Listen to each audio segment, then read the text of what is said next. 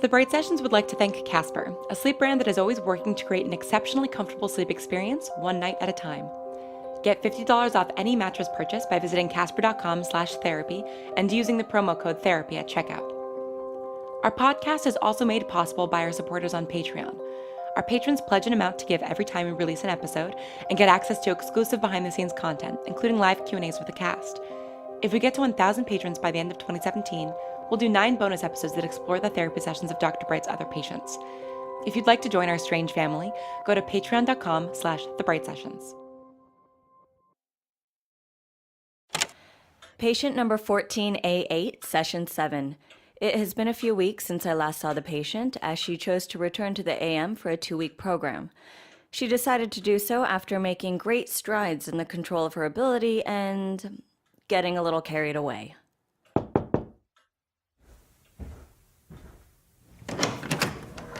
Hello, Rose. Come on in. Take a seat. Hi, Dr. Bright. How are you? I'm doing well, thank you. How are you doing? What's your mood like today? About a 6, I think. I'm feeling more centered, less like I'm going to lose control. I take it your stay at the AM was helpful? Yeah, it was. I think it was the right call going back in. I'm glad to hear it. Could you walk me through your time there? They haven't sent the file over to me yet. Didn't Agent Green call? He said he was going to fill you in. He did. I missed the call and I haven't had the time to call him back. Gotcha. Well, it was a bit like the first time around, to be honest, except a little more rigorous, I guess.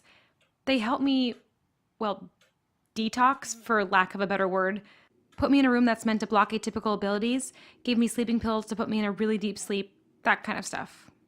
How did you feel about that? It was kind of scary at first, but it helped. I haven't had a dreamless night of sleep in months, you know that, and when I dream, I want to dream more, and then I sleep more, and then I'm not awake and not living, and that's what got me into this mess in the first place. Do you feel like your life is a mess? Less so than I did 2 weeks ago, but yeah, okay, not really. It had gotten messy, but wasn't quite a mess. It would have been, though, had I kept going. I can't sleep through my life. No, you can't. But I do think there's a balance to be found. Your relationship to dreamwalking isn't a standard addiction and shouldn't be treated like one. I know, and I know that you weren't on board with me going back to the AM, but it did help. They think there's a balance to be found, too, but I needed that week of just no dreaming.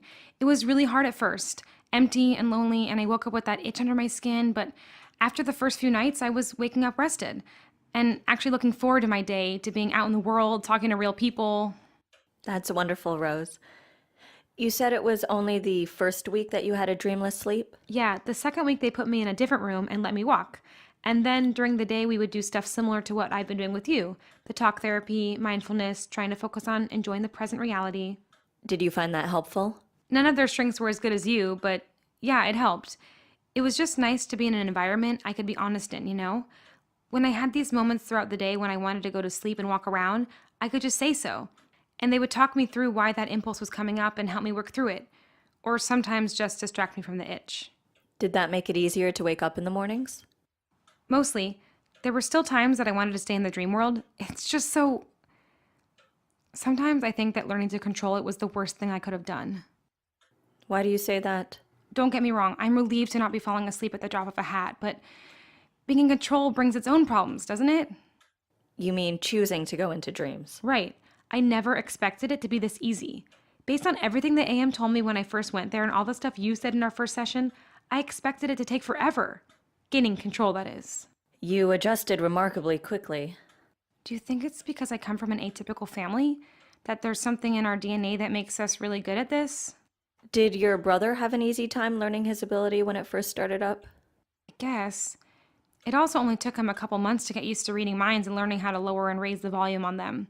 Though he was at the AM for 2 whole months, so that might have made things easier. Does it bother you that you had an easier time than you expected? I don't know. It bothers me how quickly I got sucked into it. In the beginning, I was so worried about going into people's dreams and learning stuff about them, but now I want to do it. I understand Aaron a lot better now. How do you mean? His telepathy. He likes hearing people's thoughts. I didn't get that. I just thought it was really annoying to have a brother who could hear what I was thinking and a little creepy, but it's not a voyeuristic thing for him. He tried to explain it to me once that he wasn't listening to spy on people or to learn their deep, dark secrets, but to understand them. He talks about how it's not just the thoughts themselves, but the shapes of them, the patterns they make. He makes it sound like art or music, something beautiful. And that's what dreams are like for you? Yeah, they are beautiful. I wish I could show them to you, to see what I see. It makes people make sense. I mean, dreams don't always make sense, obviously. A lot of the time it's just visual gibberish, well, and sometimes actual gibberish, but once I got good at going into dreams, it was easier to find the truth. The truth? People's true thoughts and feelings, or at least some of them, everything that lies underneath, everything that people try to bury every day, you can't hide from those when you dream. And those are the things that you enjoy seeing? When they're not nightmares, yeah. And I'm getting better at dealing with nightmares too.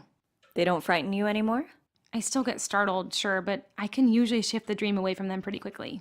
What do you mean? If I'm in someone's nightmare, I can stop it. I can help them dream about something else. You're controlling dreams? I guess How long has this been going on? since the holidays. Why didn't you mention this at our last session? I don't know, I guess I was scared of what you'd think. What did you fear I'd say? That it wasn't okay, that I was crossing some boundary that shouldn't be crossed. Do you think you're crossing a boundary?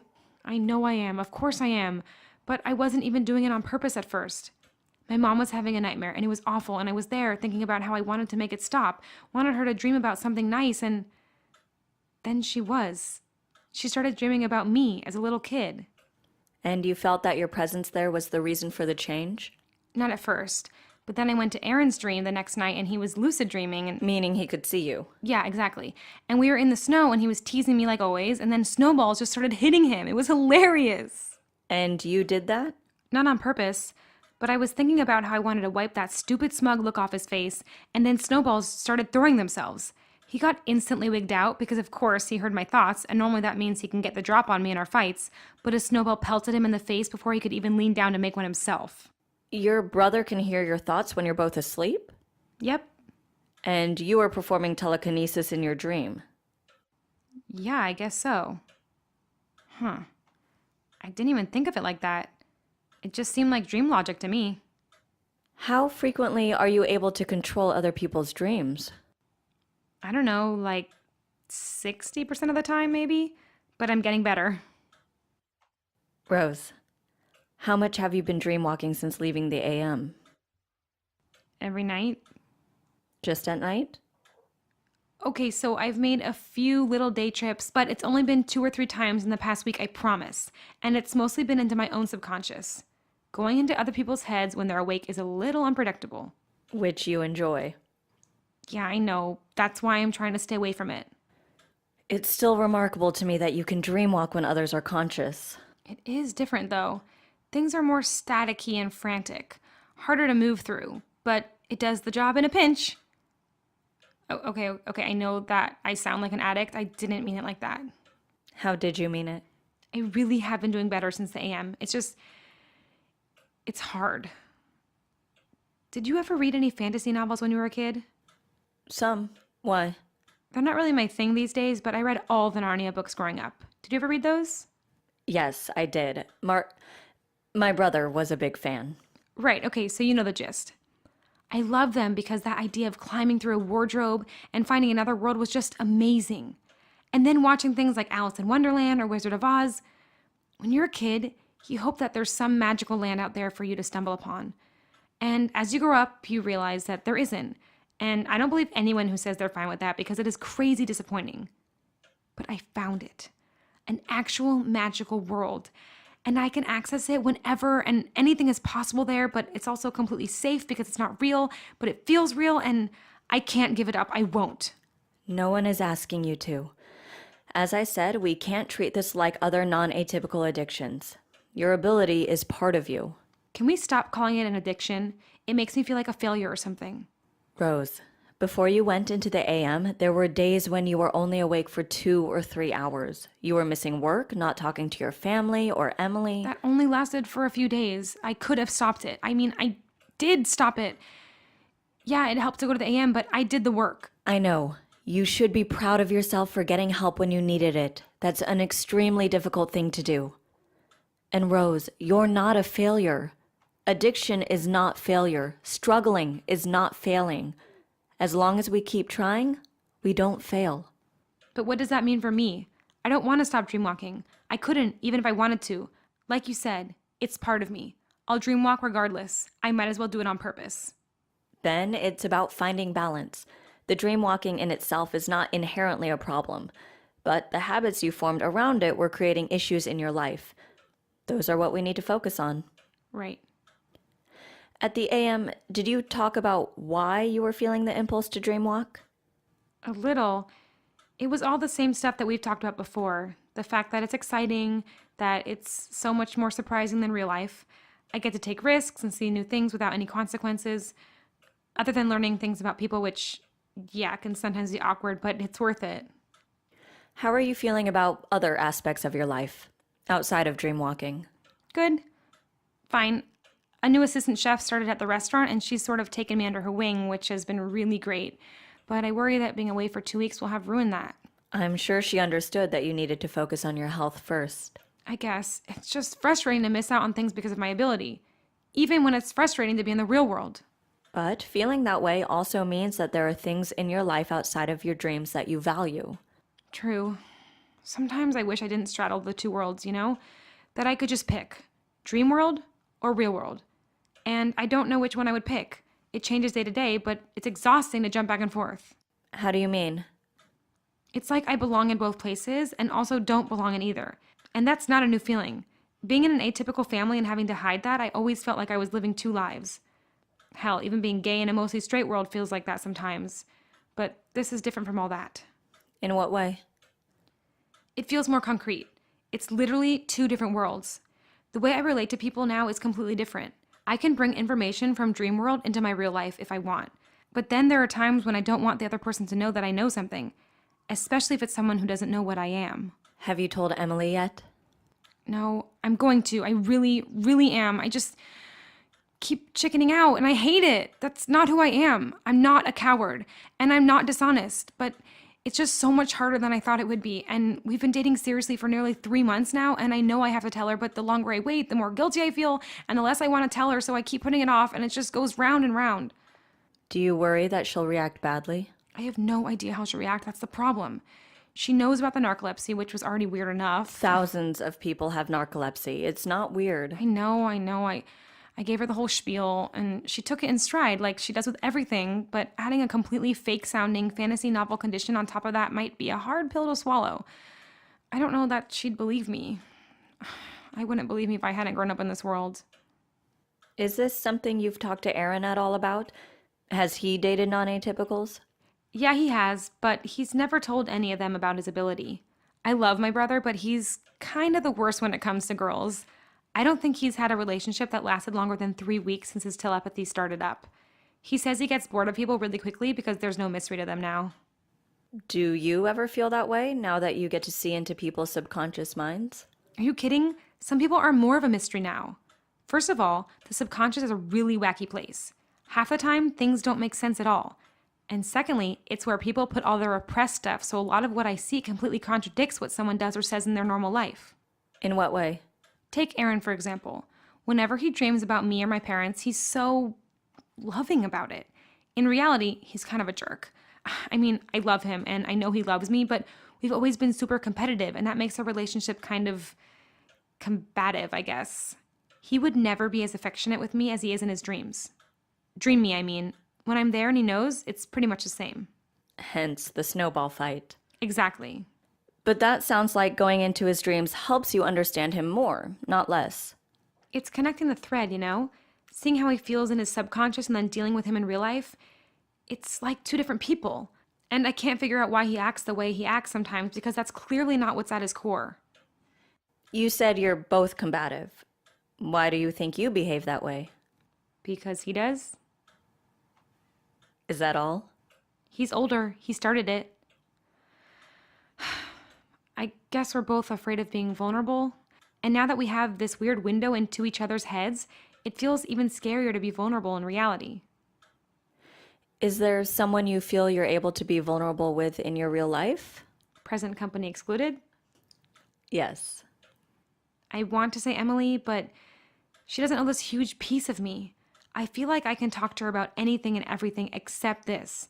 And at first it was fine, but for the past month, as it's become a bigger and bigger part of my life, it's made it hard to be myself around her. Do you think finding a balance with your dream walking will make you feel more comfortable with her? I think telling her would make me feel more comfortable, but I just don't know how to do it. Where's the resistance to the idea coming from? That she'll call me a freak? That she'll break up with me? How would you feel if that happened? Completely devastated. I think if I let myself, I could fall in love with her pretty quickly. If you let yourself? I've been trying to keep a bit of mental distance because, well, I'm scared. If I let myself fall head over heels and then tell her and she rejects me, I don't know what I'd do. And then there's my mom. Your mom? Well, what do you mean? Her precognition. She's never been all that crazy about any of my girlfriends. She's liked them fine, but hasn't made a big effort to get to know them because she always knew that they weren't serious, even if I didn't. But with Emily, she's totally different. She's constantly inviting her over to Shabbat and asking me about her, and it's so weird. She's way too invested. This is the first person you've dated since your ability started, isn't it? Do you think that might have something to do with your mother's behavior? Oh yeah, maybe. I hadn't even thought about that. I finally asked her about it the other day, and all she said was, Emily is important. Did she tell you why? No, she tried to make it sound all mysterious, but I don't think she totally knows why herself. It's not always clear visions with her. Sometimes it's just more impressions. Like, she can feel it in her gut that Emily is going to be an important person in my life, but not how. I mean, I doubt she's the woman I marry because, hello, I'm not even 20, but maybe, I don't know, maybe she's the first person I'd tell about my ability. Is it important to you for your mother to be right? My mother is right. She's always right. She's really good at what she does, even when it's inexact. How have you dealt with your mother's predictions in the past? Do you use them to make decisions? She usually doesn't tell me when she sees stuff about me, unless it's practical. You know, take an umbrella today, or don't go near Bobby or his brothers this week because they all have the chicken pox and don't know it yet. That kind of stuff. But she doesn't tell me or Aaron the big things. Why not? She wants us to make our own decisions. She says even though she can't help making choices based off what she knows, she wants us to have free will, not to be ruled by destiny. But she told you about Emily. I pestered her about it for a few days. I could tell she knew something and it was driving me nuts. But now I see her point. I feel like there's a right choice to make, but I don't know what that is. Were your strong feelings for Emily there before you talked to your mother? Yes. Then why does it feel different? She was already important to you. The stakes feel higher now. There's something bigger for me to mess up. And how do you think you're going to mess it up? By telling her or not telling her, there's no good answer. I tell her, she might freaking leave. I don't tell her, and we get serious, I have to hide who I am forever. I want an option C. What do you think option C would be? To stop dreamwalking. But you said yourself you don't think that's possible. That's what I thought at first, but the pills they gave me, they worked really well. Totally dreamless sleep.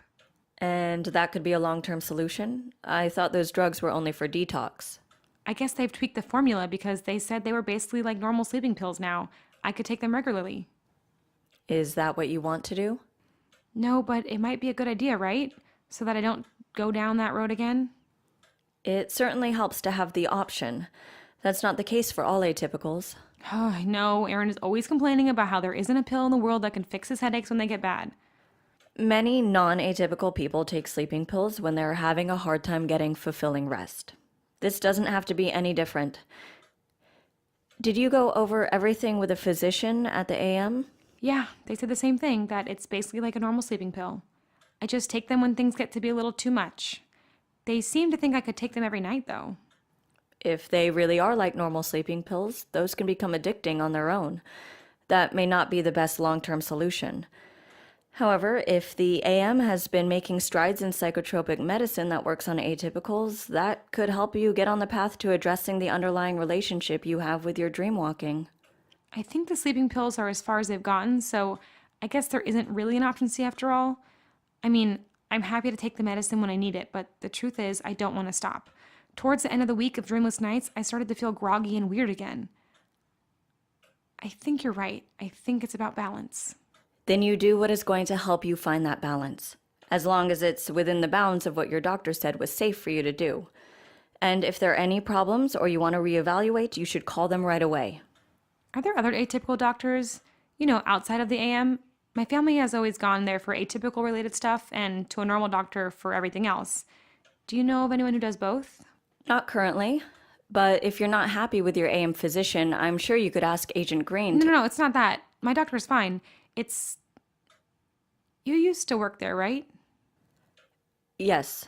Did you ever get the feeling that something weird was going on? What do you mean? Something shady? Rose, did something happen while you were there? No, nothing happened. Not to me, anyway. I was dreamwalking and I found myself in another patient's dream, and it was... I don't know, it wasn't good. At first I thought it was just a nightmare, but then when I was leaving, he was checking out at the same time. I recognized him from his dream, and I introduced myself because if there's any place where you can go up to someone and say, "Hey, I was in your dream last night. Can I ask you some questions about it?" It's at the AM. What did he say? He was freaked. He said he didn't want to talk there, but we exchanged numbers, and I'm getting coffee with him tomorrow. I don't know, the whole thing feels pretty hinky. Are you sure you should be meeting with this person? Yeah, it'll be fine. We're meeting in public in the middle of the day. And besides, he's atypical too, so it doesn't matter that he knows I am. Do you know what his ability is? No, nothing that was immediately obvious. He just seems so scared in his dream. I want to know why. Okay. You never saw anything suspicious there at the AM? I can't talk about my time there. It's all completely confidential. But you've had a good experience. The most important thing is to find physicians that you trust. As long as you feel you're making progress, that's what matters. Yeah, I guess. Well, anyway, I'll see this guy tomorrow and see what he says. I definitely don't want to go to an organization that's doing something unethical. Plus, it's nice to make new atypical friends. That's very true. It's important to have a community of people you feel you can be yourself with. Exactly. Oh, God, this whole conversation has been weirdly stressful. Do you think it would be all right for me to take a quick walk? Do you want to walk to relax or to escape? To escape.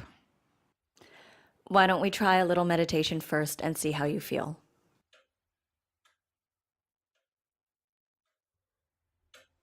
How are you feeling now? Better. Less like I want to run away into dreams. That's good. This week, I want you to try those mindfulness exercises when you feel the impulse to dreamwalk during the day. And try to pay attention to where that impulse is coming from. Okay, I can do that. Call me if you have any concerns. Will do. And you'll tell your parents where you're getting coffee tomorrow? You'll leave if you feel at all uncomfortable? I will, I promise. And maybe if he needs more help, I could introduce you guys. It seems like the AM wasn't really helping him. My door is always open. Great. I'll see you, Dr. Bright. Goodbye, Rose.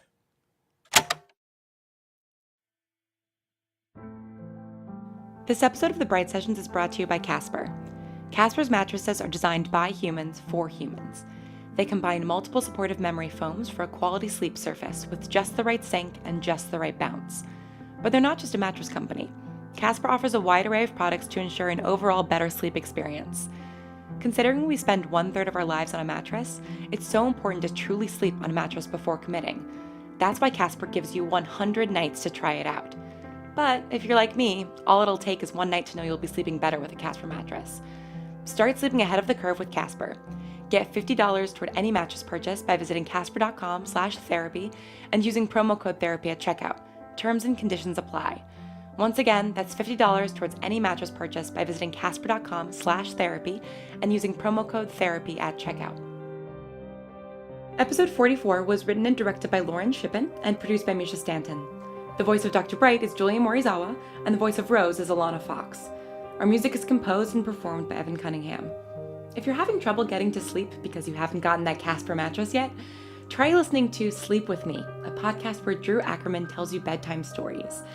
And then in December, come to PodCon in Seattle to see Drew and myself mash up our storytelling styles in a podcast scramble, one of the many awesome things that's going to be happening at PodCon. If you use the code Bright Sessions when you buy your ticket, you'll get 10% off. We cannot wait to see you there. The Bright Sessions will return in 2 weeks on December 13th with episode 45. Until then, thanks for listening and stay strange.